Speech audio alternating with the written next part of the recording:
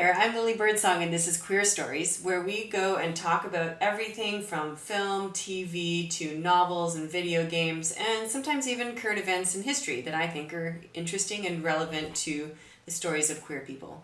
So today we're going to do something really fun. One of my favorite things to do is to watch Asian dramas. So today I'm going to share with you 5 Asian dramas. We're going to do a little bit of a tour of Asia by doing one drama from a different place each time. And there are hundreds of Asian dramas that have queer content in them, and so it's kind of hard to pick 5, but let's start with these 5, and then I'm sure that I'm going to go back later and do reviews of more.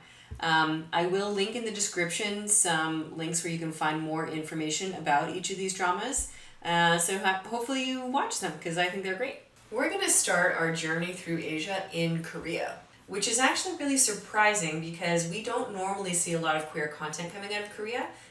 It's really not been a thing up until now. But just recently, I mean like a month ago, we had a new drama that came out from Korea, and it's called Where Your Eyes Linger. I decided to pick this one to talk about first because it's fairly short. It's 8 episodes of 10 to 15 minutes each, and they also cut it into a movie. And their original plan was that they were going to air this in movie theaters as a movie, but then what happened was COVID happened, and so we couldn't use any movie theaters, and so they ended up just releasing it online. The 2 actors that act in this show are Han Gi-chan and Jang Wee-soo. So what is this story? What I love about this story is it's a high school drama. And I love high school dramas because they're always so cute. And then you remember what you were like when you were in high school, which for me was a million years ago. So I always love a high school drama. Like, I can't get enough high school dramas. The other aspect to this that's kind of interesting is that they've got thrown into it something that's a very stereotypical Korean plot point, which is this conglomerate idea. So one of the guys is the son of somebody that owns a conglomerate, so he's like super rich, and then the other guy is his bodyguard, but they're also best friends, and they go to high school together. So they've been in this kind of relationship like for a long time where they've been friends, but also there's kind of a professional aspect to that relationship, so there's a little bit of awkwardness, right, where you kind of want to be friends with the person, but you're kind of working for them, so you can't dive in without fear, right, if you want to change the aspect of your relationship with that person, because there's consequences to that. So I think it's a really interesting story, and it's just really cute and fun as well. They have such a great dynamic together. I mean, the 2 guys are obviously drop dead gorgeous, so that's really fun to watch just from that aspect. But it's their chemistry with each other that is so strong that you're just rooting for them, right? Like, you're just like, get it together. You guys belong together, like, you know, so it's really fun to watch. My take on the show is lovely. It's really short. It's easy to digest. There's no reason not to watch it. Let's support Korea in making more queer content because I love Korean dramas, and I would love to see more Korean dramas where the 2 main characters are female or male or bisexual or gay or lesbian or queer of any kind. I want more queer content coming from Korea because I love Korea. Okay, the next place we're going to go on our journey is Japan. So the drama that I'm going to talk about now is a beautiful drama that's called Life, Love on the Line. And it is based on a manga that is called Senjo no Bokura by Tokokura Miya. And it's not too long, it's 4 episodes, and each episode is about 30 minutes each.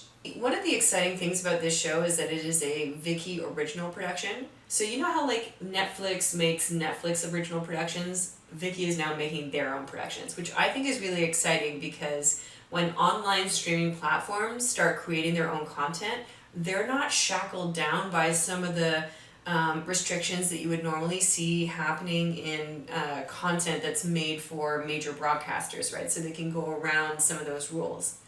So I would love to see more content that's Viki original content and Netflix original content that is coming from different countries and containing queer content. So the two actors that are the main characters in this are Shirashu Jin and Raiku.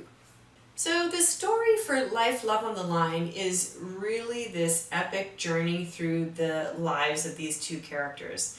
And it starts when they're 17 years old, and they're both in high school, but they don't go to the same high school. They happen to run into each other quite literally on the street, and they both have this really odd habit of walking on painted lines, and this sort of causes them to strike up a conversation with each other, and then they start meeting each other all the time in the same corner, and then obviously things happen.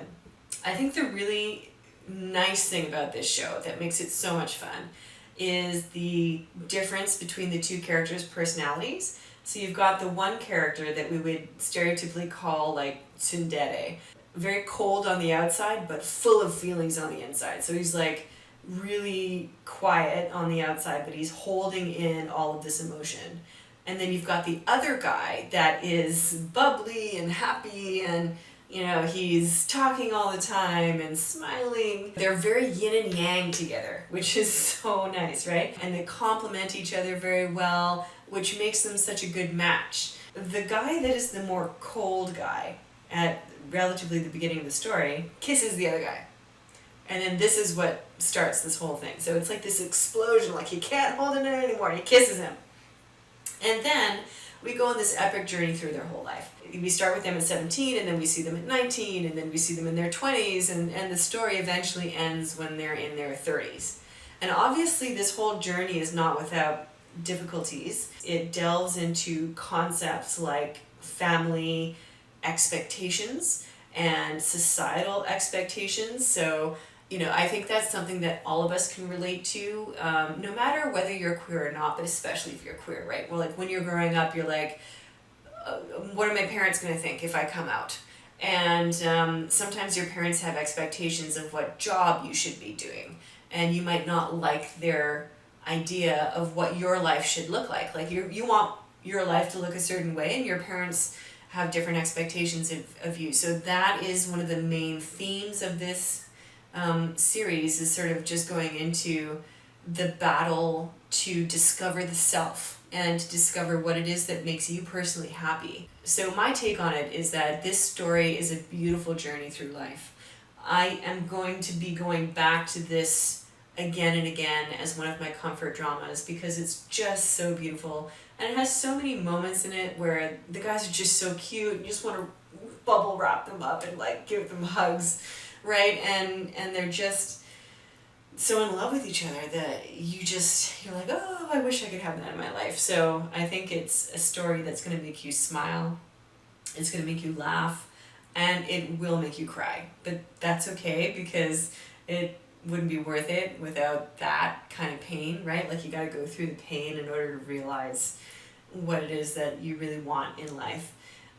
So I think it's a really beautiful journey of self-discovery.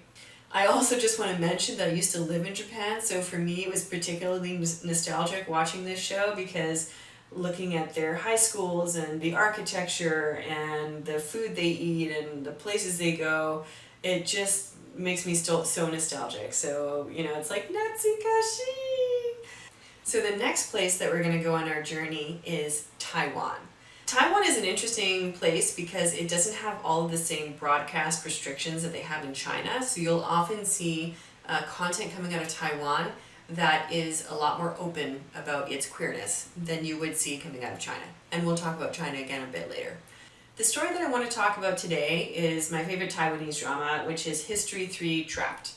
So there's this series that's called History, that there's several series that have been made that are all within the umbrella, but they're all separate stories that are basically queer love stories. So History 3 Trapped is a series of 10 episodes that are about 45 minutes each.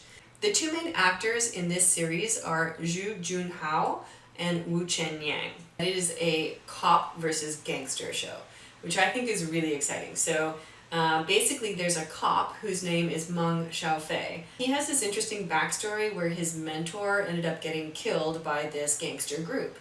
I guess you'd call it like a mafia, right? So this mafia ended up killing his mentor, and then the cop has a real reason that he wants to go and take this mafia down. And then enters this guy Tang Yi. So the old mafia master, Don guy, ends up out of the picture, and Tang Yi is taking over the business. And so the cop is really determined to follow this guy everywhere he goes, and he wants to catch him in the act doing some crime so he can toss him in jail and take down this gangster family. So one thing leads to another, enemies to lovers kind of story, right? And they fall in love. So what is my take on this story?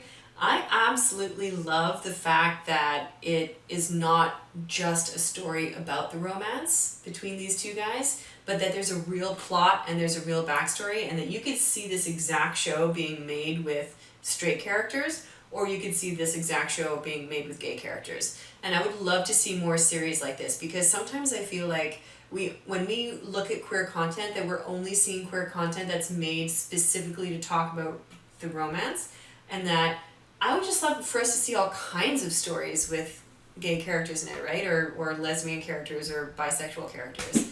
Because the reality is that there are queer people everywhere, and that we're doing all kinds of stuff all the time, right? So, I would love to see more stories with us in it that have us doing things that are not necessarily just falling in love with each other.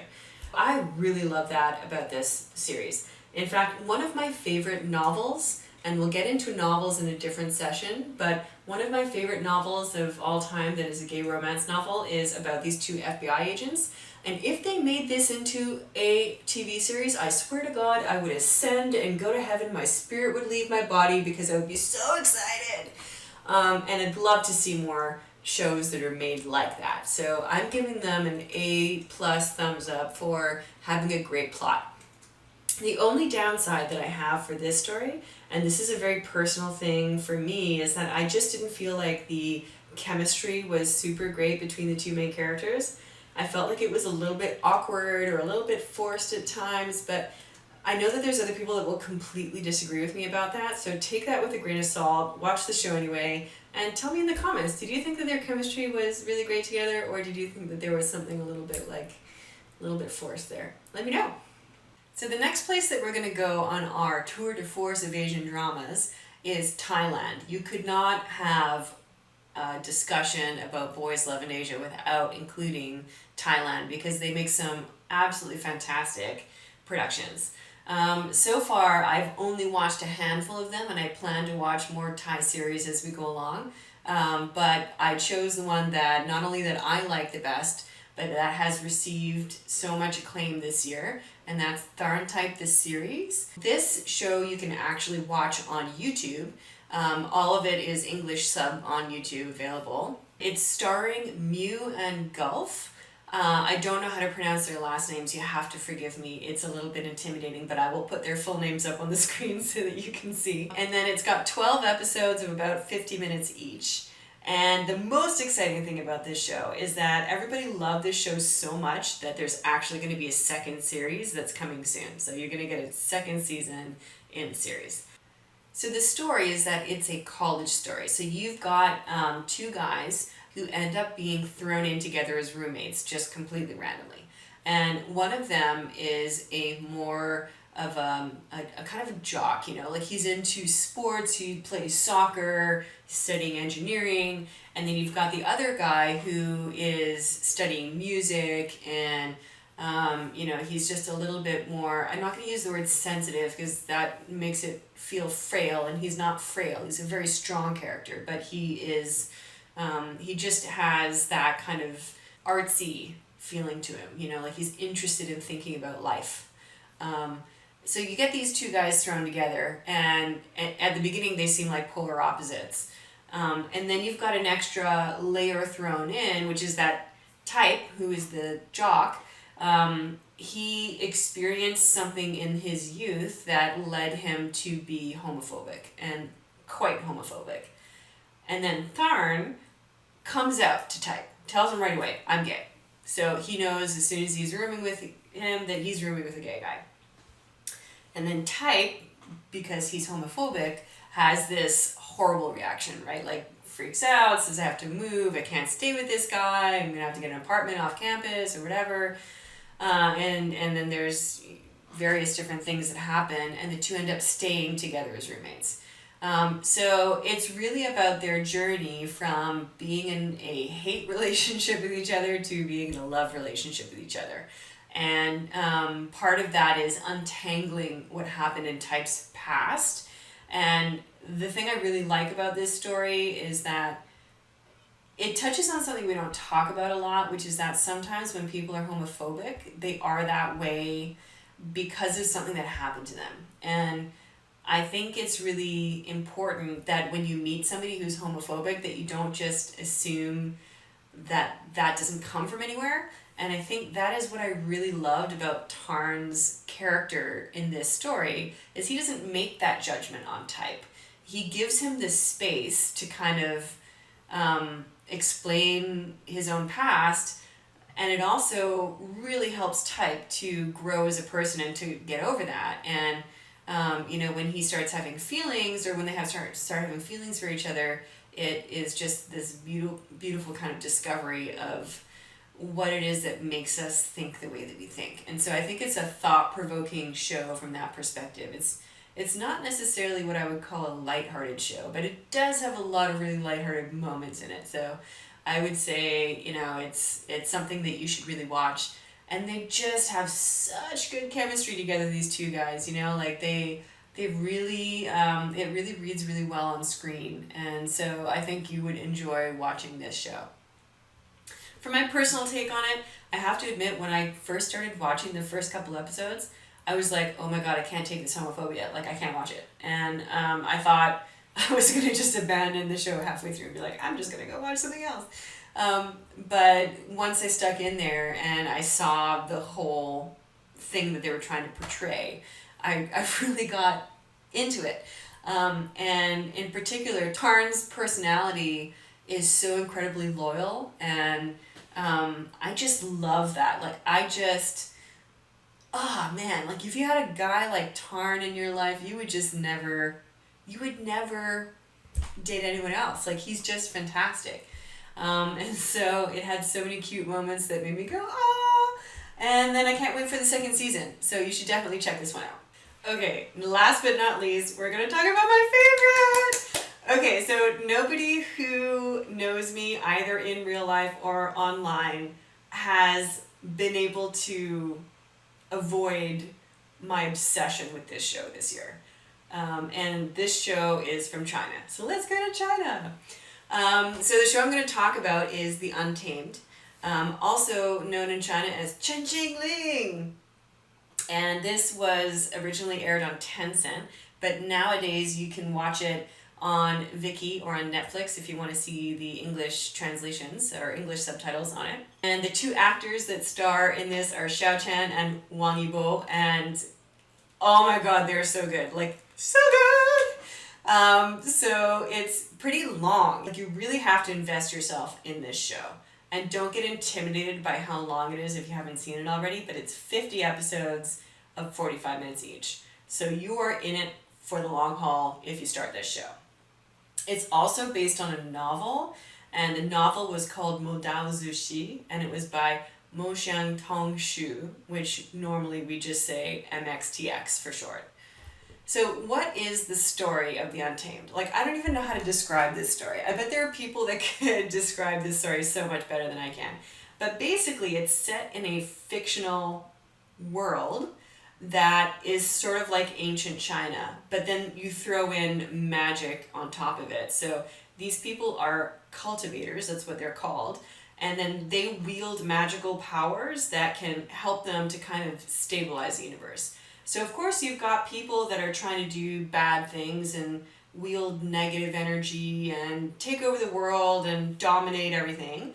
And then you've got guys that are just trying to kind of maintain stability and peace and all of that. The regions in the show are kind of split up into different clans, and there's a very interesting family aspect to this where the clan that you belong to defines a lot of your identity. And so as they're going through this journey, there's color stories with each clan and foods that each clan eats. And so as you get into this story, you really start to feel a part of this universe. Like, the universe is so well developed. now you're probably wondering, where does the queer content come in? Because I haven't talked anything about that. So the real part of the story that all of us, I think, fell in love with is the fact that it is a love story on top of being this epic journey of good and evil. So the love story happens between two guys. You've got the one guy who comes from the Lan clan, and the Lans are very conservative, they're very restrictive, they only eat certain bland foods, and they study all day long, and they're very proper people.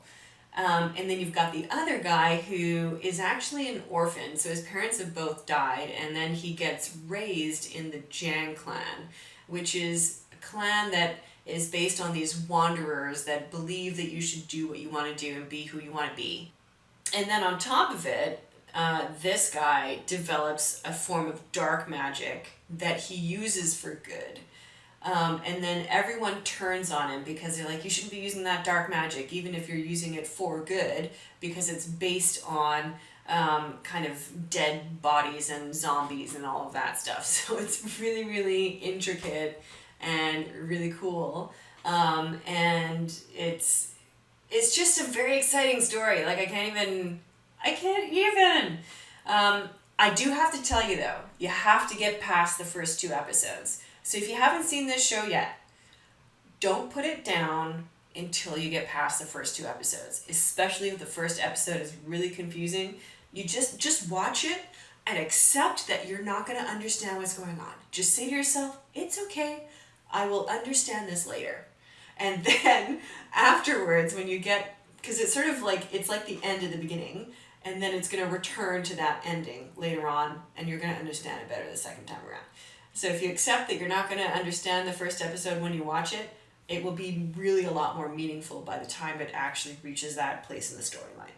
So what is my take on this story? It's like I could write a book. Actually, I have kind of written a book on how much I love this story. But I think that the thing that really made this story for me, and I'm sure that this is the case for a lot of other people, is the actors that played the role. Xiao Chan is somebody that really embodied Wei Wuxian, the character that he's playing. He put his whole heart and soul into that role. I'm going to get emotional just talking about it. He put so much of himself into that role that when he was doing the script reading before the show even started, he burst out in tears because the character burst out in tears. Like, he was just like, he was owning that role.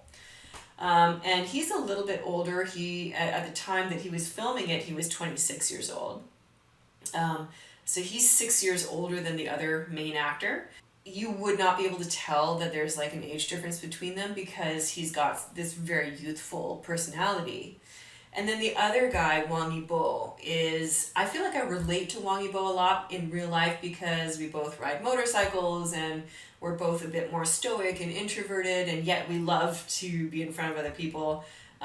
He just wants to do all the things that he loves. You know, he plays this character, Lao Wangji, that in the show is so quiet. Like, they joke about this, that he might say 10 words in an episode.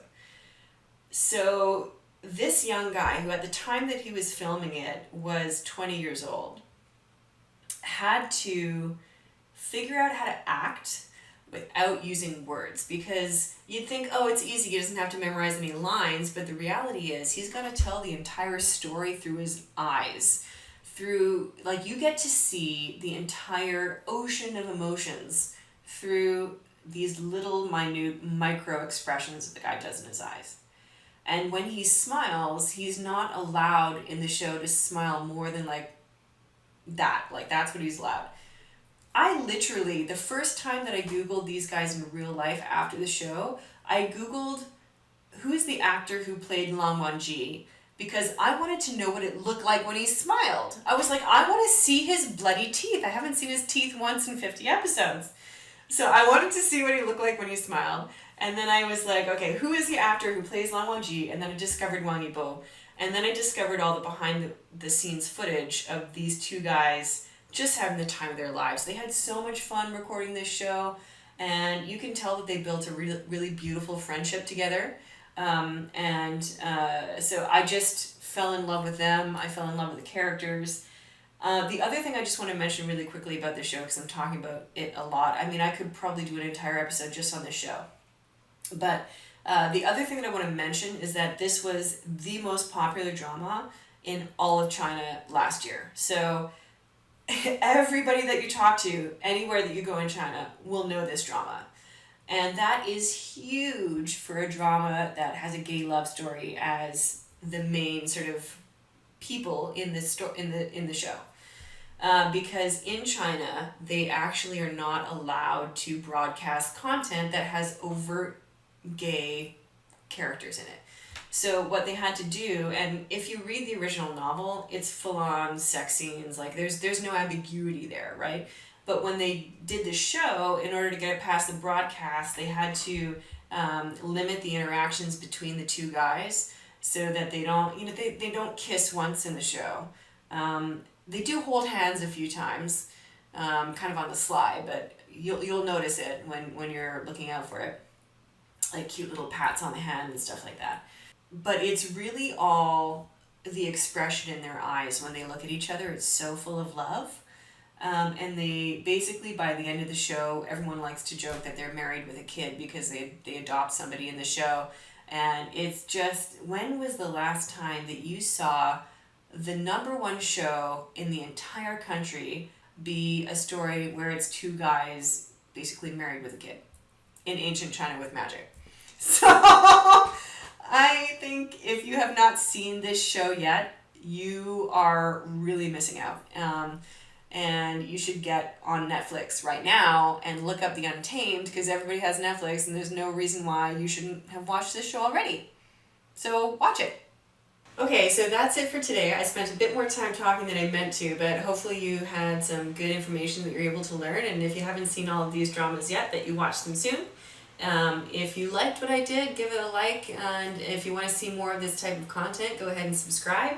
I'm planning to make videos about all kinds of stuff, from novels to video games, and even current events. And so definitely stay tuned for more content to come. Thanks so much.